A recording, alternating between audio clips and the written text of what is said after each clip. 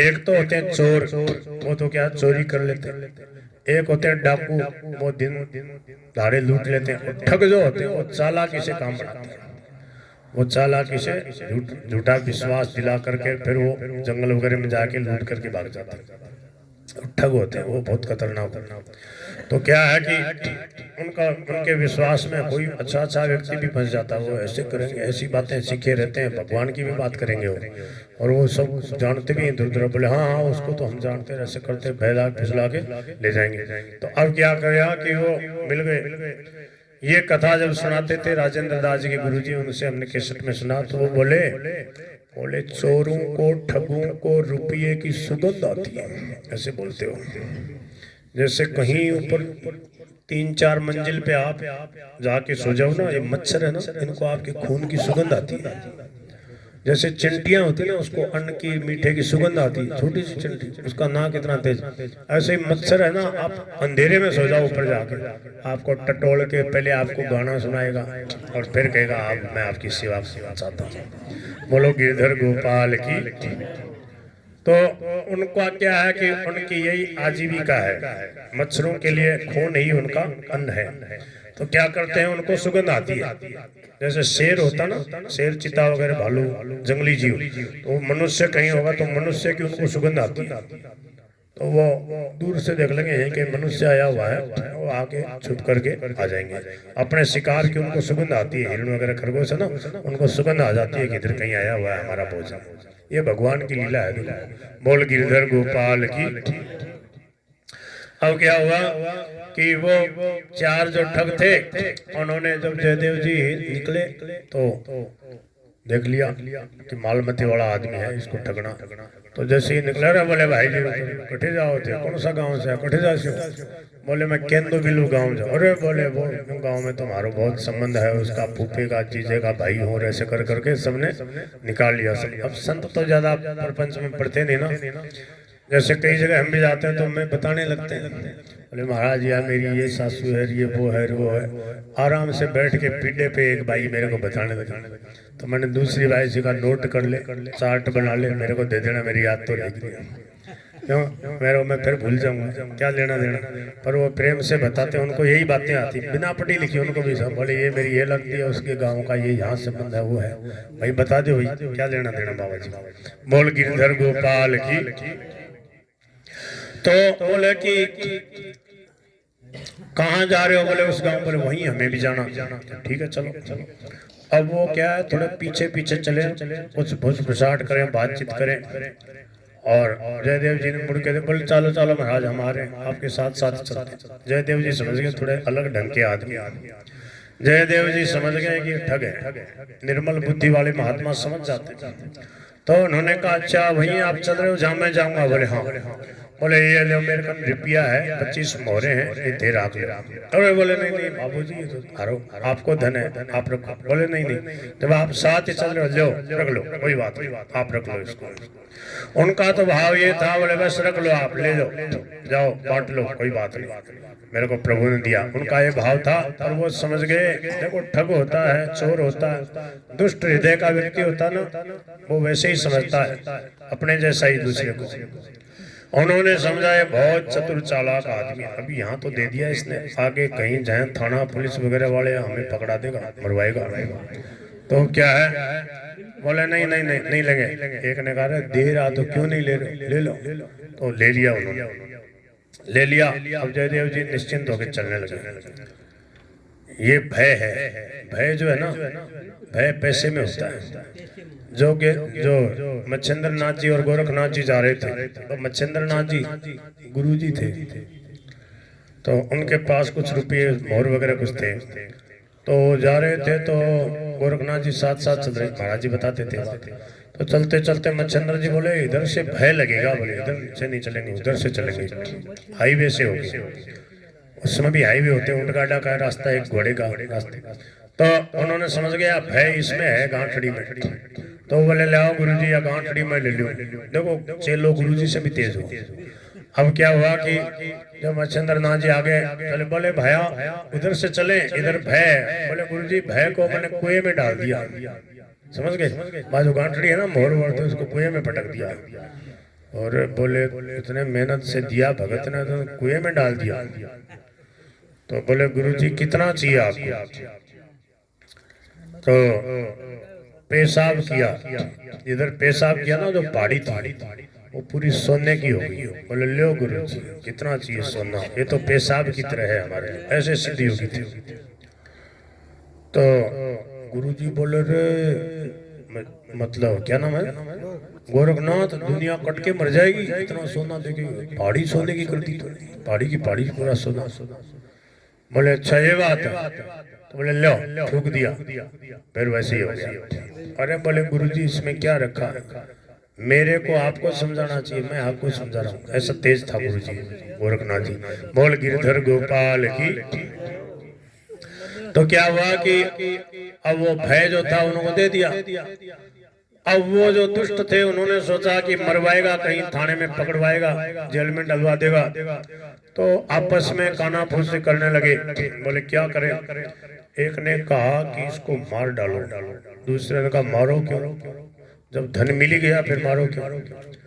तीसरे ने कहा नहीं देखो छोड़ना तो नहीं चाहिए इसको। क्यों?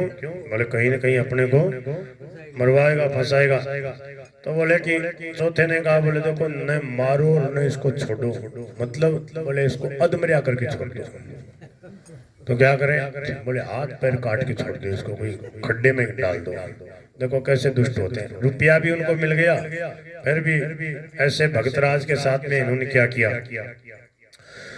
तो हाथ पैर काट दिए चारों ने मिलकर। उनके पास तो औजार रहते हैं, छोटा मोटा झोली झंडा रखते हैं, उसमें वही रखते हैं, उनके पास वही सामान होता है। तो हाथ पैर काट के खड्डे में कुएं में डाल दिया। और भक्त की देखो लीला, भक्त का स्वभाव, भक्त का प्रभाव देखो। भगवान के दर्शन किए वे संत थे, आनंद में मगन है, कीर्तन कर रहे हैं, हाथ पैर काट दिए और खड्डे में डाल दिया। बताओ कहाँ जा सकते, क्या होगा? अब तो जो होगा सो होगा। तो प्रभु का स्मरण कर रहे हैं। अब वो ठग तो जब ठगों का काम बन जाता फटाफट भागते हैं, अपना काम बना के भाग गए। थोड़ी देर में ही वहां लक्ष्मण सेन नाम का एक राजा उधर से होके निकला। तो उसने देखा कि हाँ आवाज आ रही कीर्तन की, इधर ये कुआ जैसा है, इसमें आवाज आ रही है, चलो पानी भी पी लें थोड़ा। क्या आवाज आ रही, मधुर मधुर मीठी मीठी कीर्तन हो रहा है। तो उसने ऐसे झांक के देखा, तो ऐसे देवता की तरह ऐसे एकदम दिव्य स्वरूप जैसा उनको अनुभव। अरे बोले इतना सुंदर, इतना दिव्य संत, इतना दिव्य देवता जैसा कौन है? तो देखा कि अरे हाथ पैर कटे। तो राजा के पास तो सब व्यवस्था रहती है, तो उनके पास रस्से वगैरह थे, लोग भी थे, फटाफट उनको उतारा। बोले लो जल्दी निकालो, उनको बाहर निकाला। देखा कि खून खून हो रहा। बोले राम राम क्या हुआ, किसने आपकी ये दशा? बोले प्रभु की लीला है, ऐसा ही शरीर मिला है समझो, ऐसा ही समझो। बोल कुछ नहीं बताया, नहीं तो हुलिया बता देते ऐसे थे, इस प्रकार के थे, इतनी अवस्था के थे ऐसे, तो कहीं कहीं छानबीन करता, पर कुछ नहीं, क्योंकि सूचकश्चापि तद्भवेत्। अब हमारे में तो जो होनी थी जो हो गई है, अब उनको क्यों मरवाएं बेचारे। देखो संत हृदय नवनीत समान। तो लक्ष्मण सेन जो राजा थे उन्होंने फटाफट उनको, उनके पास तो सब व्यवस्था रहती है, जैसे बड़े मंत्री वगैरह जाते हैं तो एम्बुलेंस भी साथ में जाते हैं, उपचार की सामग्री भी साथ में, प्राथमिक चिकित्सा जो है साथ में। तो फटाफट उन्होंने कुछ किया, जो खून वून बंद हुआ और फिर उनको लपेट करके कपड़े उपड़े अपने राज्य में लिया है। और वहाँ राज वैद्यों से सुंदर चिकित्सा वगैरह कराई और खान पान की बढ़िया व्यवस्था कर दी। और कुछ दिन में वो घाव भर गए बिल्कुल, और एकदम कोई पीड़ा वगैरह नहीं। पीड़ा जो हो रही थी तो भगवान का नाम लेके तन्मय हो गए, तो पीड़ा का अनुभव नहीं हो रहा था, मस्त थे माते। अब क्या हुआ कि देखा कि बहुत तेजस्वी संत है, कोई भगत है। तो बोले महाराज भगवान की चर्चा सुनाओ। बोले बिल्कुल, हमारा और काम ही क्या है। तो बैठा देते, उनको उसे उठा के ले आते, क्यों हाथ पैर कटे, और सब क्रिया खुद अपने हाथ से करते। राजा अपने मंत्री वगैरह जो अच्छे अच्छे सेवक उनकी सेवा में लगा रखे सब। अब क्या है, ऐसी जोर की भगवान राधा कृष्ण की चर्चा, ऐसी सुंदर कथा सुनाते, भागवत वगैरह पढ़े लिखे विद्वान, संस्कृत की कविता करने वाले बड़े विद्वान थे। भगवान की लीलाएं उनको दिखती, ऐसा आनंद आने लगा राजा को, खूब लोग आने लगे सत्संग में। राजा ने कहा महाराज भगवान कैसे मिले, भगवान की कृपा का अनुभव कैसे हो? बोले एक ही उपाय है, कीजिए हरि साधु सेवा। प्रभु की सेवा करो। ठाकुर जी पधराओ, उनकी सुंदर पोशाक वगैरह, सुंदर श्रृंगार वगैरह करो, ठाकुर जी की आरती करो और उनके सामने बैठ के कीर्तन करो, प्रार्थना करो, उनकी सुंदर छवि को देखो, प्रेम से प्रार्थना करो। प्रभु सुनेंगे अवश्य, साक्षात रूप में भी दर्शन देंगे।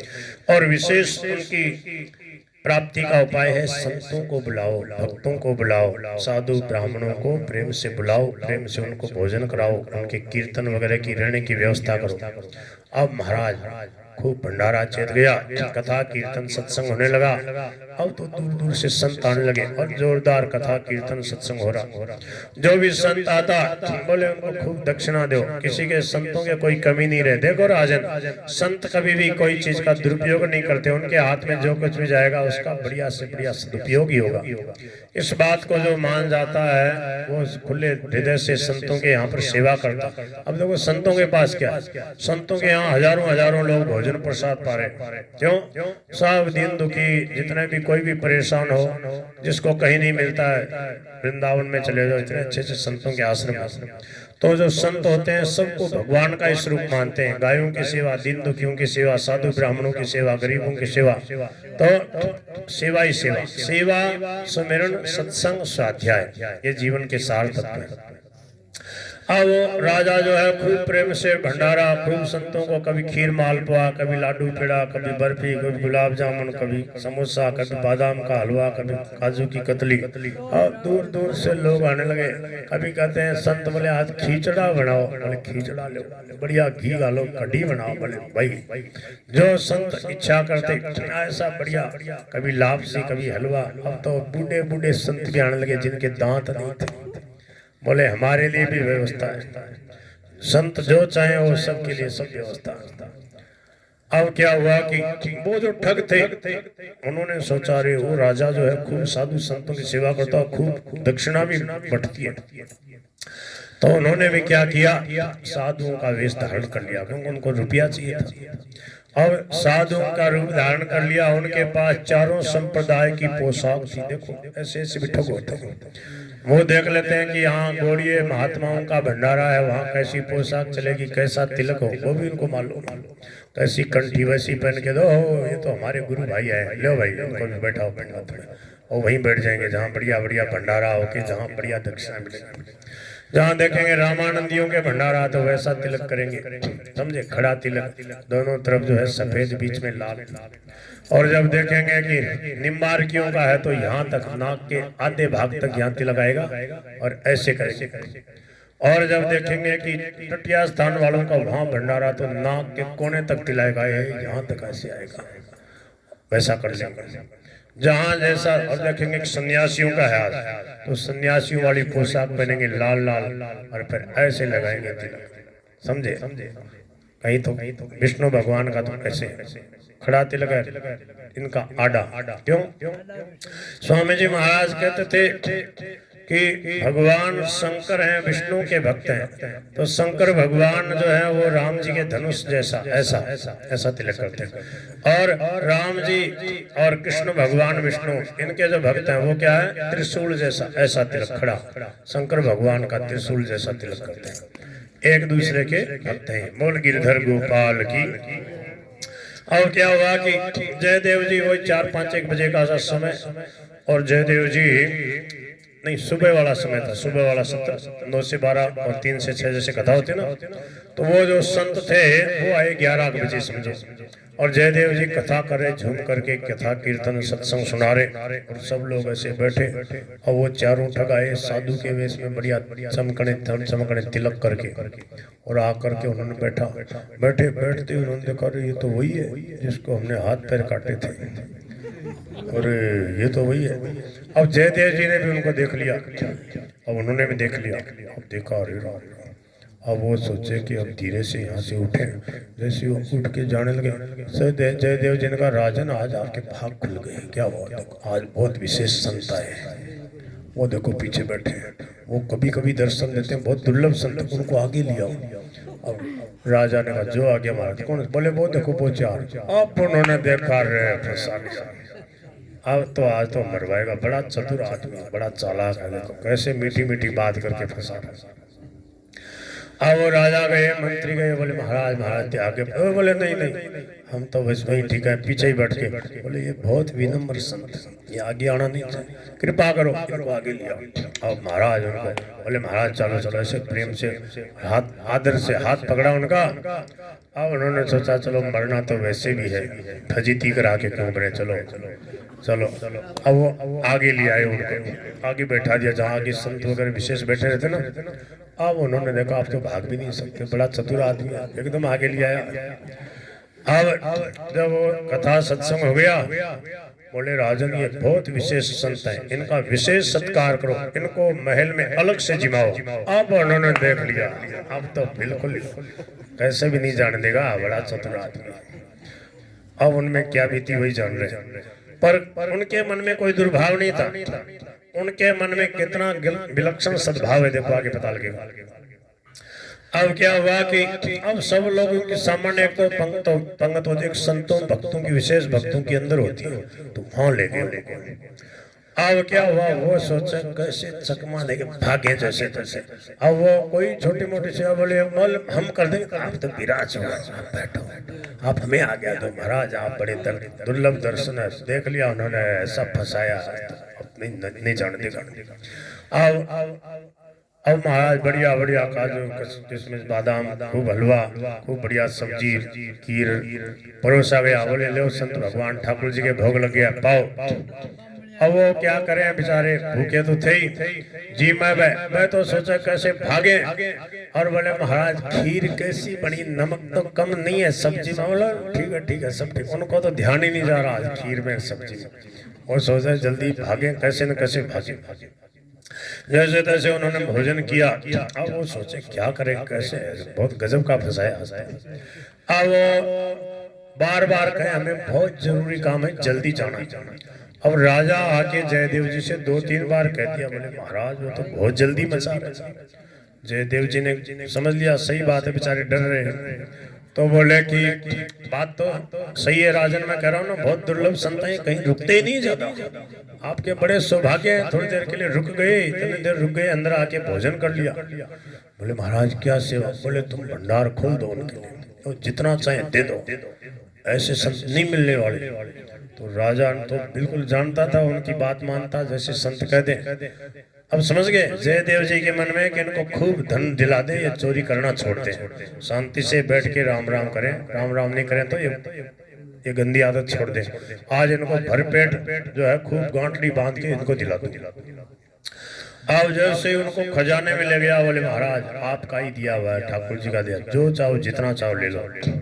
तो उनके पास जो छोटी मोटी साफी थी उसको बिछा के ले। बोले ये इसमें तो थोड़ा ही है। बोले महाराज बढ़िया सा चादरा, बढ़िया बढ़िया मजबूत वाले, बोले ले इसमें बांधो। बोले जितना चाहे। अब उनको तो वो तो धन के तो थे ही रहा, और फटाफट उन्होंने बांधी गांठड़ी भारी हो। बोले महाराज चिंता मत करो, हमारे राज सेवक आपके आश्रम तक पहुंचा के।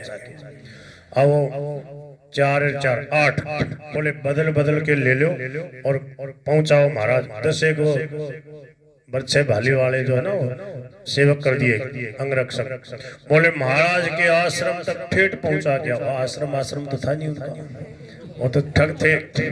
अब उनको साथ कर दिया। जयदेव जी उनको विदा किया ना जब धन देकर, बड़े प्रसन्न हुए। वो सोच रहे थे अब ये छोड़ देंगे, गंदी आदत चोरी करने की आदत छोड़ देंगे, पर दुष्टता त्यागे को नहीं, कितना ही उपकार करा। अब क्या हुआ कि जब वो गए चलते जब वो थक गए, वो पसीने सोने में बड़ा भार होता है, सोने चांदी जो है ना इसमें बहुत भार होता है। तो वो दूसरा को पकड़ा हुए करते बोले महाराज कितने दूर है तारू आश्रम, कितनों को चलना पड़ता। बीच में एक जगह कहीं पेड़ वगैरह देखा, बोले महाराज थोड़ा विश्राम कर लो। बोले हाँ बैठ जाओ। तो बैठ गए, वो भी बैठ गए, चलते थक गए थे। और वो जो राज सेवक थे ना पुलिस वाले, बोले महाराज इतने वर्ष हो गए, आज तक ऐसी सेवा हमने किसी की होती नहीं देखी। आपका इन स्वामी जी से क्या परिचय है? जो कथा कर रहे थे इनसे क्या परिचय, इतना धन दिलाया, आज तक कोई कितने ही संत आए और थोड़ा बहुत दे दे। अब ऐसी कहीं होती है क्या किसी की सेवा कि गड्डी की गड्डी दे दो, बोले 2-2 हज़ार की जितनी गड्डी दे सको दे दो। और वो पैसे वाला भी ऐसा हो कोई अरबपति, बोले महाराज बस बात मत करो, दे तो बोरी भर के दे दे, 2-2 हज़ार की गड्डी, बस कितना दिलाना ये बता दो। तो ऐसे ही मतलब सोना हो, 2-2 हज़ार की गड्डी में क्या करेगी, सोना खूब पोटली भर भर के दे दिया। अब वो देखो अपना पाप अपने मुंडे से बोलता आदमी। अब क्या किया, उन चारों ठगों ने, साधु के रूप में थे, वो पुलिस वाले पूछ रहे, बोलता बताओ क्या बात है, इतना आपकी कैसी सेवा करी, आपने क्या किया? अरे बोले इन्होंने हमारे उपकार का बदला चुकाया। क्या उपकार किया? बोले एक किसी राजा के यहाँ हम सेवक थे, पांचों हम कोई नौकरी सेवा करते, आपके स्वामी जी ने कोई बहुत बड़ा अपराध किया और हमारे को राजा ने हुक्म दिया कि इनको जंगल में ले जाके मार डालो, पर हमने मारा नहीं, केवल हाथ पैर काट के छोड़ दिया। देखो अपना मुंह बोल गया ना पाप। बोले हमने इनको मारा नहीं, इनके हाथ पैर काट के छोड़ दिए थे, उसी के बदले में इन्होंने आज हमारी ऐसी सेवा कराई। उनको बड़ा आश्चर्य हो गया, ऐसे कैसे हो सकता है, इतने हमारे महाराज जी, ऐसा लगता ही नहीं अपराध कर सकते हैं। तो अब वो पृथ्वी जो है ना, ज्यादा पापी को पृथ्वी सहन नहीं कर पाती, तो फाट गई भूमि में समाये गए उसी क्षण, ऐसा लिखा है। पृथ्वी फट गई, इतने बड़े प्रेमी भक्त और इतना उपकार किया, इनको सुधारने के लिए इतना सोना चांदी, इतना हीरे मोती दिलाए, फिर भी उनके ऊपर झूठा लांछन लगा रहे हैं प्रभु के भक्त पे, तो मैं कैसे सहन करूं? तो पृथ्वी फट गई और वो उसमें समा गए, फिर वापस पृथ्वी ऐसे हो गई। अब उनको बड़ा आश्चर्य हुआ, अरे राम राम ये क्या हो गया, ये पृथ्वी में समा गए चारों। अब वो गांठड़ी तो वहीं धरी थी, वो वापस लेके आए। अब वो जो राज सेवक थे ना, वो तो खाली थे, दौड़ के आए, जयदेव जी के पास आए। अभी तक राजा को पता नहीं था यही जयदेव जी, जयदेव जी का नाम तो सुना था, उन्होंने नाम बताया नहीं था, अभी गुप्त है वो बात। अब क्या हुआ कि वो आए और आके बोले महाराज वो कौन थे? वो तो पृथ्वी में समा गए। ऐसी ऐसी बात हुई, हमने पूछा कि इन्होंने क्यों इतनी सेवा कराई, तो उन्होंने कहा कि एक राजा के यहाँ थे, हमने इनके हाथ पैर काट के इनको छोड़ दिया, मारा नहीं था, इसी के बदले उन्होंने सोचा कि उपकार करा दूं, सोना चांदी दिला दूं, तो पृथ्वी फट गई और पृथ्वी में समा गए। क्या बात? जयदेव जी ने कहा मैं पहले ही कह रहा था, वो बहुत विशेष संत थे, आप लोगों ने समझा नहीं, ना राजा ने समझा। बोले महाराज कौन थे? रे बोले मैं पहले ही कह रहा था, वो पाताल, मैं बताया नहीं आपको, पाताल लोग के सिद्ध थे, वो पाताल में चले गए, फिर छुपा गई बात। देखो संत तो संत ही होते हैं। बोले पाताल लोक से सिद्ध महात्मा आए थे दर्शन देने, थोड़ी देर के लिए आए थे, वो तो उनकी लीला थी और वो वहां समा गए, चले गए। और वो तो सीधे साधे पुलिस वाले, उन्होंने इतना माथा लगाया नहीं, बोले होगा ऐसे ही होगा, जब महाराज इतना कह रहे हैं, इतनी प्रशंसा कर। अब क्या हुआ कि राजा के पास गए।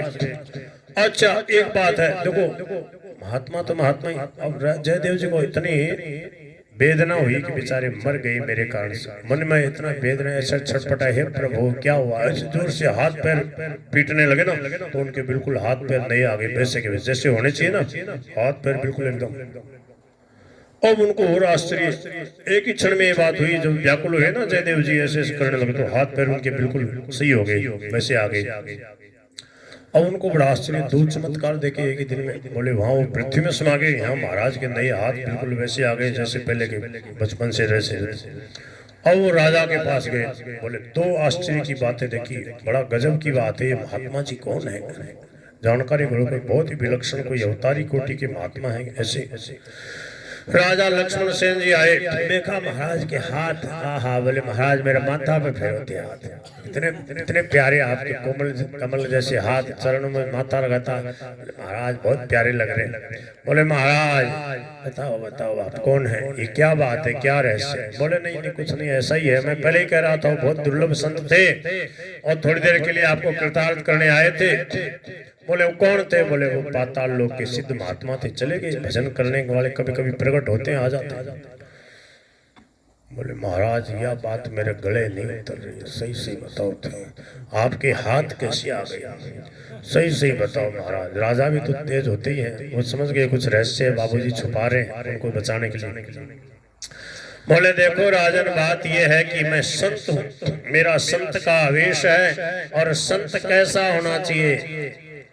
उमा संत की यही बड़ाई, मंद करत जो करे भलाई। कोई कितना ही हमारा बुरा करे तो भी उसका उपकार करे, उसकी कभी बुराई न चाहे, बुरा न समझे, बुराई न करे, सदा सबका भला सोचे। सर्वे भवन्तु सुखिनः, सर्वे सन्तु निरामया, सर्वे भद्राणि पश्यन्तु मां कश्चित् दुःखभाग् भवेत्। ये है हमारी भारतीय संस्कृति का मूल मंत्र।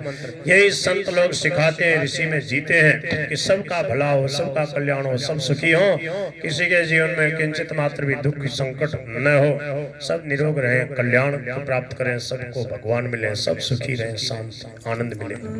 तो बात ये राजन, ये दुष्ट थे और मैं आ रहा था वहां अमुक गांव से, इन्होंने मेरे पास जो धन दिया भगत ने, उस धन को तो मैंने इनको वैसे ही दे दिया, फिर भी इन्होंने मेरे हाथ पैर काट दिए, खड्डे में पधरा दिया। ये जैसे ही गए आप आ गए, मैंने सोचा क्यों उनका नाम बताऊं, क्यों परेशान करूं। अब आज आपके यहाँ पर वो धन के लोभ से संत बन के आए थे, मैंने सोचा इतना धन दिला दो कि फिर ये चोरी करना छोड़ दें, ठगी करना छोड़ दें, विश्वासघात करना छोड़ दें, शांति से रहें। परंतु प्रभु की लीला अनोखी है। अब आपके पुलिस वालों ने उनको पूछ लिया और उन्होंने उस बात को घुमा दिया, झूठ बोल दिया। पृथ्वी क्षमा नहीं कर पाई। वैसे तो क्षमाशील है, पृथ्वी का नाम है क्षमा एक, परंतु ऐसा जघन्य पाप पृथ्वी फट गई, उनको अपने में समा लिया। उसका इतना बोझ पृथ्वी को सहन नहीं हुआ, बोले फट गई, समा गई। और ये जो को मैं व्याकुल हुआ, उनकी भावना करी कि वो सुखी हो जाते, वो बेचारे मेरे कारण मारे गए। तो प्रभु ने मेरी निर्वैरता को देख करके, प्राणी मात्र के प्रति हित की भावना को देख के प्रभु ने विलक्षण चमत्कार कर दिया। मेरे हाथ वापस आ गए, वो प्रारब्ध जो था वो कट गया और वापस प्रभु की लीला हो गई। अब वो राजा बोले, महाराज आप कौन हो? आपने अभी तक अपने को बताया नहीं, आप कौन हो? बोले भैया मेरे को जयदेव कहते हैं। बोले जयदेव गीत गोविंद के रचयिता, जगन्नाथपुरी वाले, इनके भगवान राधा कृष्ण रस स्पर्श है। बोले प्रभु की कृपा वही सब। अब तो ऐसे लूट गया लंबा। बोले महाराज जयदेव जी होते हैं, आपका नाम तो बहुत सुना था, पर उसमें फोटो का जमाना नहीं था। बोले आप जयदेव जी हो? हाँ, क्या करना, आप ऐसे क्यों न हो। अब तो चरणों में गिर गया। बोले प्रभु पद्मावती जी कहाँ है? आपके साथ पद्मावती जी रहती। बोले वो तो वहीं पे है। अब राजा खुद व्यवस्था करी, पालकी पे बैठा के आदर के साथ पद्मावती को भी अपने भवन में ले आया, जहाँ रानी रहती थी। विशेष सुविधा में अंदर व्यवस्था कर दी, बढ़िया एक कमरे में। बोले यहाँ रहो निवास में रानी जी के और संरक्षण में। और जोरदार सत्संग भजन कीर्तन होने लगा, जोरदार। और होते होते अब क्या हुआ, अब तो और प्रसिद्धि हो गई, दूर दूर से लोग आने लगे। बोले जयदेव जी आजकल लक्ष्मण सेन राजा के यहाँ पर सत्संग भजन कीर्तन की बाढ़ आ रही, दूर दूर से लोग आने लगे, बड़ा जोरदार कार्यक्रम चलने लगा। हजारों लोग सत्संग का, भजन का, कीर्तन का, कथा का लाभ लेने लगे। बोलो गिरधर गोपाल की। चलो थोड़ा सा और पूरा कर देते हैं। अब क्या हुआ, एक दिन की बात है, वो जो रानी थी, राजा की रानी, उसका जो कोई भाई था, राजा था कोई दूसरे प्रांत वगैरह का, तो वो क्या है कि जब मर गया तो उसकी जो धर्म पत्नियां थी, रानियां, उसकी जो भाभियां, इसकी जो रानियां ना राजा की, उसकी जो भाभियां, वो क्या, कई रानियां थी, तो वो क्या है, जैसे ही मर गया राजा तो वो कोई विष खा के मर गई, कोई कुएं में कूद के मर गई, और कोई जल के मर गई। बोले ऐसी पतिव्रता थी। जब उनका शरीर पतिदेव का चला गया तो बोले वो सब की सब रही नहीं। ऐसे वो बड़ाई कर रही अपनी भाभियों की, इस राजा लक्ष्मण सेन की रानी। पद्मावती जी ने सहजता से कहा, अच्छे उत्तम एक नंबर की उच्च कोटि की पतिव्रता का ये लक्षण थोड़ी होता है, उसका पति मर जाए तो विष खा के मर जाए, डूब के मर जाए, जल के मर जाए, ये तो नीची जो बातें होती हैं। तो एक नंबर की उत्तम जो पतिव्रता होती है, उसका तो इतना अनन्य एक में एक अभिन्न भाव होता है कि वह अपने पति देव का मरण सुनते ही एक क्षण में शरीर त्याग देती है। उसको जलने की जरूरत नहीं पड़ती, न उसको विष खाने की जरूरत पड़ती। अब उसको बड़ी ईर्ष्या हो गई। पद्मावती बोले हो तो ऐसी तो आप ही होंगी, मतलब वो सोच रही मेरी भाभीयों की ये भी बड़ाई करे। वो जो रानियां विष खा के मर गई, जल के मर गई, तो अब उसको ईर्ष्या हो गई पद्मावती से। देखो माताएं बहनें वैसे तो बहुत भाव वाली होती हैं, कीर्तन कथा सत्संग में खूब आवेंगी, परंतु ये ईर्ष्या की जो है बात है। बोले कि महाराज देखो मेरे को भी एक दो बार तो लबड़ धके ले लिया और डांट भी पड़ी मेरे को। बताओ हम क्या गए सत्संग कराने एक जगह की बात, तो क्या थोड़ा समय था तो हमने कहा देखो एक जगह करेंगे तन में होके, एक आध घंटे एक जगह सत्संग करें, वहीं सब आ जाओ। अब हमने एक आध घंटे जम के किया सत्संग, भजन वगैरह गाए, कहानी वगैरह सुना दी। बोले महाराज मेरे थोड़ा सा मैंने कहा देखो आगे में जाना है, लंबी यात्रा है, आगे कथा वगैरह है, तो आगे तैयारी करना पंडित जी वगैरह को। तो अब उसने ईर्ष्या कर ली मेरे से। जो संयोजक था ना कार्यक्रम का, श्याम जी सिकर वाला, उसको शिकायत करी। बोले उसके आधे घंटे गए, मेरे 5 मिनट नहीं आए। आपके महाराज पक्षपाती मेरे पास में आए, वो शिकायत फोन आया, बोले महाराज आप ऐसा करते हो, उसके 5 मिनट चले जाते। मैंने कहा 5 मिनट वाली 5-7 थी, मेरे आगे समय कम था। मैंने कहा एक जगह आनंद ले लेंगे, अब इसमें सामंजस्य बैठा के करना। चले गए वही बहुत था ना, उधर से निकल रहे थे एक घर जहाँ सब लोग आ सके, हमने कहा ऐसा कर लो। पहले समझाया फिर भी वो समझ में नहीं आता। बोले उसके आधे घंटे के मेरे 5 मिनट नहीं आए। बोले महाराज बात रो रही है। मैंने कहा रो तो रोड दो क्या करूँ, मैं तो आ गया है। बोलो गिरधर गोपाल की, देखो ये रोग है बताओ, बाबा जी को भी नहीं छोड़ते। तो क्या है, अब क्या हुआ, बोले कि ऐसी तो आप ही होंगी पतिव्रता की एक क्षण में शरीर छोड़ दे। कुछ नहीं बोली पद्मावती जी। अब क्या हुआ, उसने सोच लिया रानी ने, बोले इसकी परीक्षा लूंगी, झूठ बोलती है, ऐसे कोई थोड़ी होता है, 1 मिनट में कैसे शरीर छोड़ देगी। तो उन्होंने क्या किया, रानी जी ने राजा लक्ष्मण सेन से कहा एक बार ऐसा करो 2-4 घंटे के लिए आप इन स्वामी जी को, जयदेव जी को ले जाओ, दूर घूमना नहीं, जंगल वगैरह में ले जाओ। क्यों क्या करेगी। बोले मेरे को तू करना है, बता दी। अरे बोले तुम मरवाओगी, इतने अच्छे संत महात्मा आए हैं और तुम ऐसी सोचती है। बोले ऐसा करो तो मैं जहर खा के मर जाऊंगा। बस वो तो तिरिया हट।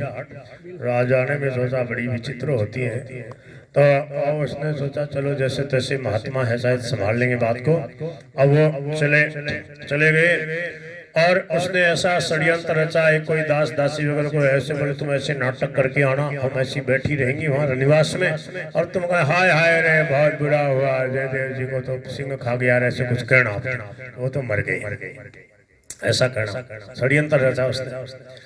अब वो अचानक आया, अरे बोले बहुत बुरा हुआ, बड़ी खबर, क्या हुआ। बोले जयदेव जी तो पधार गए। अब वो रानी थी ना, वो नाटक करने लगी, और रानी क्या नाटक कर रही है, लोट पोट करके छाती पीटने लगे, हाय रे स्वामी जी बहुत अच्छे थे, बहुत अच्छा सत्संग करते, बेचारे चले गए। अब वो और भी उसने 2-4 नाटक करने वाली वो इकट्ठी कर रखी, वो भी ऐसे छाती पीटे रोवे, बनावटी रोवे धृतराष्ट्र की तरह। तो जैसे धृतराष्ट्र रो रहा था, पांडव लाक्षा गृह में जल गए, उसने सोचा, समझ लिया था, समाचार सुन लिया, भागवत में कथा थी, और भगवान श्री कृष्ण भी बड़े कौतुकी, वो कहाँ गए, उनको भी बुलाया था। भगवान भी बड़े नाटकी, वो भी अरे हाय हाय रे मेरे पांडव मर गए बेचारे बहुत अच्छे थे। अब धृतराष्ट्र ने सोचा ये वासुदेव कृष्ण रो रहा है, इसका मतलब सच में मरी गई, बढ़िया होगा।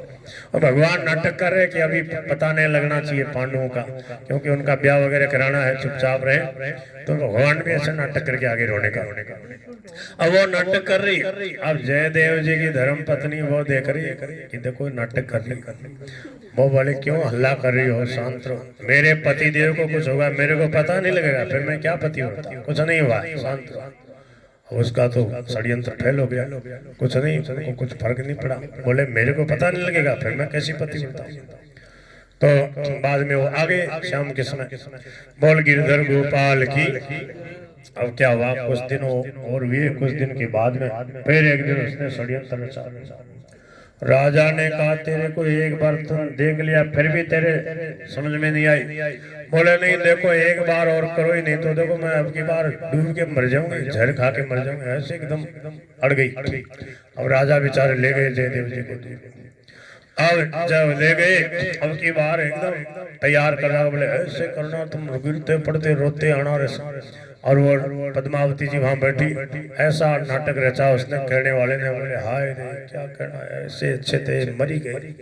जयदेव जी की धर्मपत्नी ने समझ लिया ये हमारी परीक्षा कर रही है, चलो परीक्षा दे ही देते हैं। बोले मेरे पति देव पधार गए, बोले पधार गए, बोले आए पधार गए, तो जय श्री कृष्ण करके, और उसने तुरंत एक क्षण में शरीर छोड़ दिया। पद्मावती जी वहीं एक क्षण में शरीर छोड़ गया और वो मर गई। अब रानी ने देखा, अरे राम राम ये तो मर गई, सच में ही मर गई एक ही क्षण में। नहीं इसको जलना पड़ा, नहीं कुछ करना पड़ा। अब तो हाय वास्तव में हाय हाय मच गई। अब राजा आया, राजा को बताया, मंत्रियों ने बोले ऐसी ऐसी बात। राजा आए और रानी को बहुत फटकारा, बोले अब तेरे को फटकारने का भी क्या लेना देना, अब तो बस मेरे को जल के मरना पड़ेगा, यही प्रायश्चित, और कोई प्रायश्चित नहीं। तूने इतना विवश कर दिया। और राजा ने लकड़ी मंगाई, खूब बड़ी चिता सजाने लगे। जो समझदार मंत्री थे उन्होंने देखा राम राम जयदेव जी इस समय जरूर संभाल लेंगे परिस्थिति को। वो जाके जल्दी से दौड़ के गए, बोले स्वामी जी कृपा करो, जल्दी पधारो। क्या हुआ? बोले देखो राजा जी है ना, वो जलकर मरने की सोच रहे हैं। क्यों? बोले कि पद्मावती जी पधार गई। जयदेव जी आए, देखा कि वो चिता जलाने के लिए तैयारी हो रहे हैं। राजा बोले ठहरो राजा, क्या हुआ? बोले महाराज मैं आपको मुंह दिखाने लायक नहीं है, आप इतने अच्छे संत, मैं इस नालायक त्रिया के चरित्र में आके मैंने क्या कर डाला। महाराज मैं मुंह दिखाने लायक नहीं, मेरे को जलने दो। बोले क्यों जल रहे हो? बोले आपकी धर्मपत्नी पद्मावती को मैंने ही सेवा के लिए बुलाया, पर ये इतनी ईर्ष्या की मूर्ति है मेरी रानी, इसने देखो क्या षड्यंत्र कर दिया, ये पधार गई। बोले चिंता मत करो, ये जो हमारा जयदेव ये जो गीत गोविंद है ये अमर है, ये अमर वाणी है, ये दिव्य है। ये क्या है? ये ऐसी संजीवनी जड़ी है कि इसके शब्दों को सुनकर देखना, चमत्कार देखना, ये जीवित हो जाएगी। चलो सब लोग मेरे पीछे गीत गोविंद का गान करो। ऐसे कह करके और जयदेव जी ने गाना शुरू किया। चंदन चर्चित नील कलेवर, पीत बसन बनमाली, चंदन चर्चित नील कलेवर, पीत बसन बनमाली, गोपी पीन पयोधर मर्दन, चंचल कर योगशाली, धीर समीर यमुना तीरे, बसती बने बनमाली, धीर समीर यमुना तीरे। अब हर किसी को तो अभ्यास था नहीं गीत गोविंद गाने का। जयदेव जी आगे गाएगा, गा रहे सही, पद्मावती जी खड़ी हो गई और आगे उनके पीछे पीछे टेर उठाने लगी। रति सुख सारे गत में भी सारे, मदन मनोहर वेश, रति सुख सारे गत में भी सारे, मदन मनोहर वेश, न पुरोनितांगिनी गमन विलंबन, मनुसरता हृदयेश, चंदन चर्चित नील कलेवर, पीत बसन बनमाली, चंदन चर्चित नील कलेवर। हरे राम राम राम हरे हरे, हरे कृष्ण कृष्ण कृष्ण कृष्ण हरे हरे हरे राम राम राम हरे हरे हरे कृष्ण कृष्ण कृष्ण हरे हरे श्री कृष्ण गोविंद मुरारे हे नाथ नारायण वासुदेव श्री कृष्ण गोविंद हरे मुरारे हे नाथ नारायण वासुदेव श्री कृष्ण गोविंद हरे मुरारी हे नाथ नारायण वासुदेवा श्री कृष्ण गोविंद हरे मोरा बोलते जाओ हे नाथ नारायण वासुदेवा श्री कृष्ण गोविंद हरे मुरारी हे नाथ नारायण वासुदेवा श्री कृष्ण गोविंद हरे बोल मुरारी भक्तवत्सल गोपाल की जय जैसे जयदेव जी ने गीत गोविंद गाना शुरू किया पद्मावती जी खड़ी हो गई जैसे गा रहे थे उसी लहजे में उनके पीछे गाने लगी अब तो सब लोग झूम उठे ताली बजाने लगे जय जयकार होने लगे बोलो श्री भक्तवत्सल भगवान की श्री जयदेव महाप्रभु की जय तो अब जो है राजा ऐसे चरणों में लौट गया और बार बार गिड़गिड़ाता है रोता बोले अब कभी कोई गलती नहीं आने दूंगा महाराज कृपा करो अब जाना मत क्यों समझ गया आप बाबा जी रुकेंगे नहीं जयदेव जी ने कहा अब हमें जाने दो क्यों बोले अब देखो कई दिन हो गए अब वहां जाने दो हमारे को वहां पर भी हम सत्संग भजन कर रहे थे बोले नहीं अब तो नहीं जाने दूंगा रानी ने भी अब क्षमा मांगी बोले कभी कहीं कुछ नहीं कहेंगे बस भजन कीर्तन सत्संग करेंगे जैसे कहोगे वैसे ही करेंगे बोले देखो अब जो हो गया सो हो गया अब जाने दो तो बोले अब नहीं रुकेंगे क्यों बोले बस वही पंडित जी वाली और सांप वाली बात है बोले महाराज की बात बोले एक पंडित जी थे फिर बोले कि वो कथा सुनाया करते गांव के बाहर जंगल में एक पेड़ के नीचे जाके कथा सुनाया करते पंडित जी तो लोग आ जाते गांव के लोग बोले भाई वहां पीपल के गट्टे पे बैठ के पीपल के नीचे थोड़ा चौका वगैरह दे दिया लोगों ने बोले वहां पंडित जी कथा सुनाते चलो तो गांव के लोग आ जाते बैठ जाते सुनते कई दिन हो गए कथा करते करते तो क्या हुआ कि वहां एक नाग देवता रहते थे देवता ही थे कोई वो चुपचाप आ जाते और कथा सुनते पहले दिन जब निकले सांप सांप और चुपचाप वहीं के वहीं बोले देखो पंडित जी जानते बोले देखो कालो सांप जो है ना उसको बिना छेड़े कुछ नहीं करता चुपचाप बैठे रहो शांति से क्योंकि सांप का ऐसा नियम होता है जब तो उसको छेड़ोगे नहीं ना तब तक जहाँ तक वो कुछ नहीं करता और पैर के नीचे आ गया है आपने छेड़ दिया पीट दिया तो फिर वो गुस्से में काटता है नहीं तो वो चला जाएगा आपके ऊपर से चला जाएगा नीचे से चला जाएगा आस पास होके चला जाएगा कुछ नहीं करता अब क्या हुआ इसलिए तो देखो गाँव के लोग एकदम निर्भय रहते हैं हमने देखा गाँव में हमारे जो घर के बाहर गांव में ऐसे होता पत्थरों का पुराने पत्थरों का एक ढीग पड़ा हुआ जैसे है ना इतना ऐसे ढीग पड़ा रहता है और हम वहीं ऐसे चौक में खाट पे सोते हैं और सांप बोलता हम सुनते रहते हैं सांप बोल रहा है सांप की हमें आवाज मालूम है सांप बोलेगा ना कहीं तो हम बता देंगे तो कोई सांप बोल रहा है आपको किसी को मालूम है सांप बोलता कैसी आवाज हमें मालूम है कहीं भी बोलेगा तो कैसे बोलता है हाँ नहीं बोलने की उसकी आवाज जैसे जैसे किसारी बोलते हैं ना झिंगुर उसकी अलग आती है जैसे गिलहरी की आवाज आप बिना देखे ही देखो गिलहरी बोल रही झिंगुर है ना किसारी वो कहीं छुप के दब के बोलेगी तो आपको पता लग जाएगा किसारी बोल रही मेंढक की आवाज अलग है ऐसे उसकी सांप है सांप की आवाज अलग होती है कैसे बोलता है जैसे किसी बर्तन के कुछ ऐसे छुआओ तो ऐसे मतलब ऐसे बोलता है ऐसे बोलता है ऐसे आवाज है। तो एक बार दौरे पे हम थे बीकानेर में, नए नए हम आए थे, उड़ीसा वाले जो संत थे ना चितरंजी वगैरह, तो वो इस तरफ थे, कुछ उधर थे परमानंद जी वगैरह। अब हम उस कुटिया में बैठे तो सांप की आवाज आ रही, तो हमने कहा भी सांप बोल रहा कुटिया के बाहर, यहाँ सांप बोल रहा है।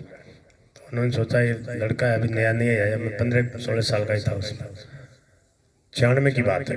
तो वो सोचा ऐसे ही कह रहा है, जैसे कोई, हमें तो पता नहीं इसको कैसे। तो फिर वो क्या है कि कोई वहां से निकला तो बीच में से सांप, बोले सांप मैंने कहा भाई, मैंने कहा ना यहाँ सांप बोल रहा है, थोड़ा सावधानी से आना चाहिए।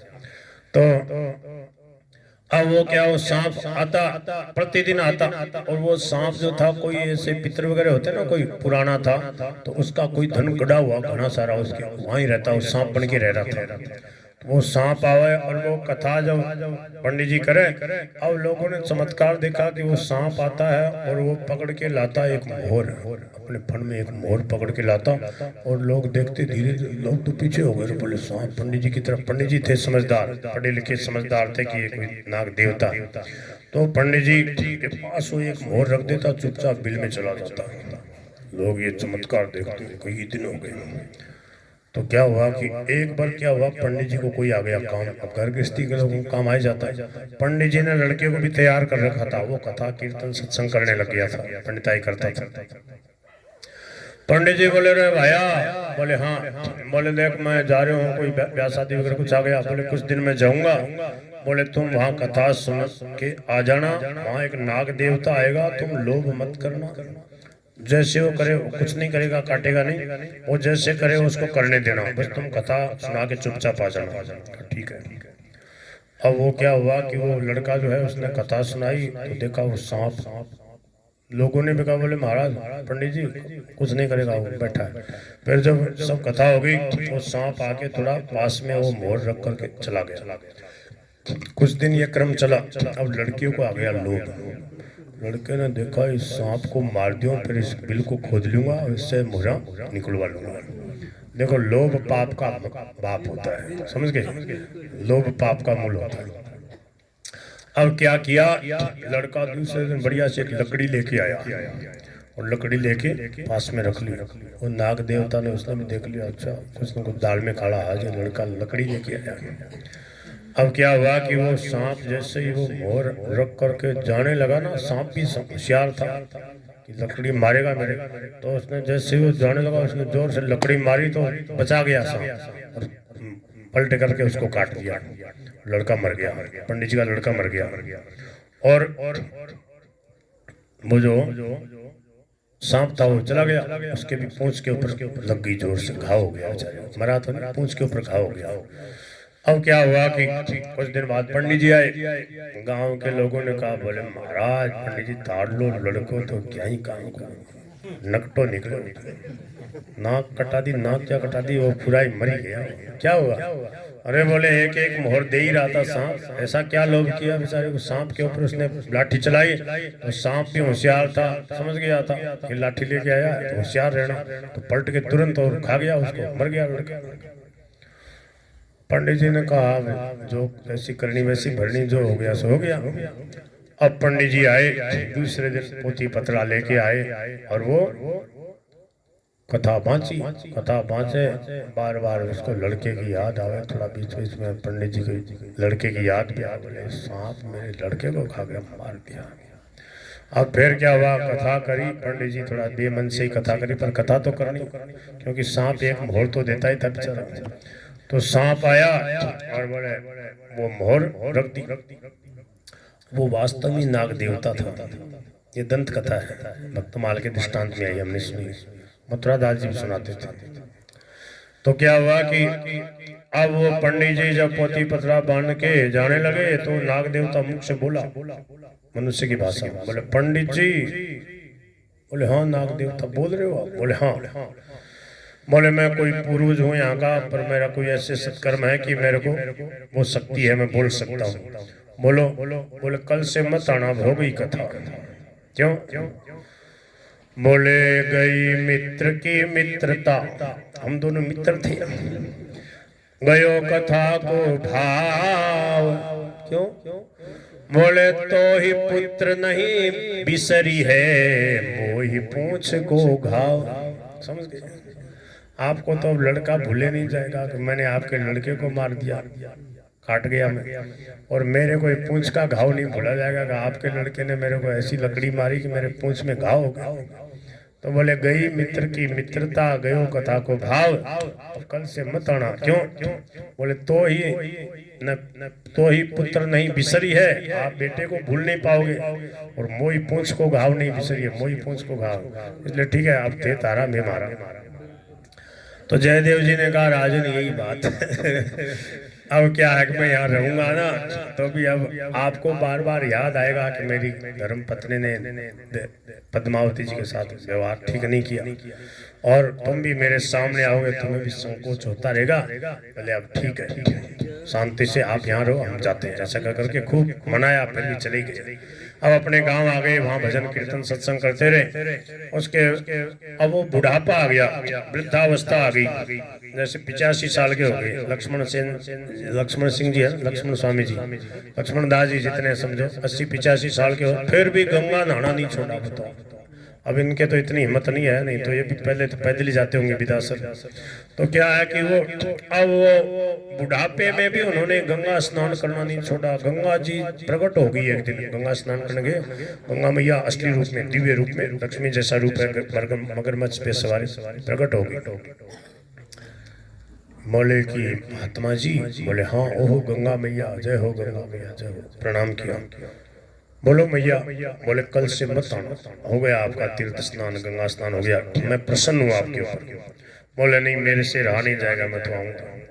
तो बोले चलो एक काम करते हैं, आपके गांव में जो सरोवर है, आपके घर के पास में बड़ा सुंदर सरोवर है। बोले हाँ। बोले मैं उसी में आ जाऊंगी कल से, तुम वहीं नहा लेना, वहीं गंगा स्नान हो जाएगा। बोले मुझे कैसा पता लगेगा तुम आ गई हो? बोले कल तुम उठ के वहां आना, बढ़िया सुंदर सुंदर फूल खिले दिखेंगे तो समझना मैं आ गई हूँ। तो दूसरे दिन उन्होंने जाके देखा सरोवर में सुंदर सुंदर फूल खिले हुए जो कभी नहीं देखे थे, तो समझ गए गंगा मैया आ गई। बोल गंगा मैया की। वो जो सरोवर है उसको जयदेवी गंगा कहते हैं आज भी, उसमें गंगा स्नान करने का फल मिलता है। जयदेव जी के गांव में केंदुबिल में जो सरोवर है, तो ऐसे महाप्रभु जयदेव जी का एक पावन चरित्र है। बोल भक्त वत्सल गोपाल की। गोविंद मेरो है, गोपाल मेरो है, गोविंद मेरो है, गोपाल मेरो है। श्री बांके बिहारी नंदलाल मेरो है, श्री बांके बिहारी नंदलाल मेरो है। गोविंद मेरो है, गोपाल मेरो है, गोविंद मेरो है, गोपाल मेरो है। श्री बांके बिहारी नंदलाल मेरो है, श्री बांके बिहारी नंदलाल मेरो है। गोविंद मेरो है, गोपाल मेरो है, गोविंद मेरो है, गोपाल मेरो है। श्री बांके बिहारी बोलिए नंदलाल मेरो है। श्री बांके बिहारी नंदलाल मेरो है। गोविंद मेरो है, गोपाल मेरो है। गोविंद मेरो है, गोपाल मेरो है। श्री बांके बिहारी नंदलाल मेरो है। श्री बांके बिहारी नंदलाल मेरो है। गोविंद मेरो है, गोपाल मेरो है। बोल गिरधर गोपाल की। एक पद सुना दो। राम राम अलग से करो। उसामा ने